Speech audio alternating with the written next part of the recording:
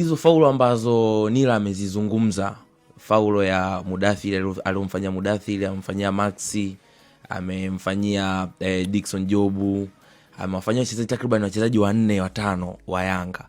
Ino alikuwa anacheza tactical foul za kiufundi kimbinu ambazo zina madhara kwa wachezaji pinzani.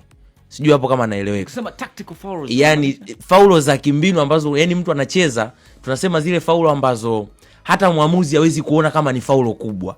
Aha. Yani unafanya faulo ile ya kawaida ambayo muamuzi anasema huyu alifanya faulo kwa ajili ya kuzuia shambulizi la mpinzani. Alikuwa jaribu kuzuia shambulizi la mpinzani, lakini lina impact kwa mchezaji mwingine. Na ndio maana umezungumza hapo, Dickson Jobu alifanywa faulo ya kawaida lakini imemuondoa mchezoni. Yani ilikuwa ni faulo ambayo ukiangalia pale alikuwa anaenda kumzuia Jobu asipige mpira kwenda kwenye lango la nini? La Simba. Na kaenda kafanya ile pushing ya kawaida, lakini Jobu, mchezaji yote anapopiga mpira, mguu mmoja unabakia chini, mwingine unanyanyua kupiga mpira.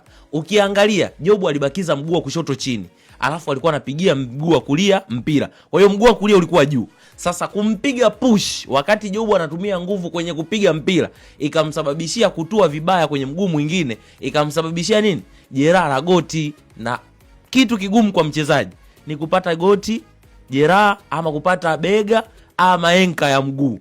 Ni vitu ambavyo huwa vinamkalisha muda mrefu mchezaji. Kwa hiyo unaweza kanielewa, unafanya faulo za kawaida kwa ajili ya timu yako, lakini zina madhara na muamuzi anaona ni faulo ya kawaida lakini inamwathiri mchezaji. Hizo ndizo faulo ambazo wanafanya Loemba na zilikuwa na madhara. Sasa kwa muamuzi ambaye anatazama kwa jicho zuri, lazima angekuwa anaona namna ambavyo hizo kadi hizo faulo zilikuwa na madhara kwa wachezaji wengine na angetoa kadi kwa mchezaji. Huyo ni Ino kwa upande wa nani? Wa Simba. Upande wa Yanga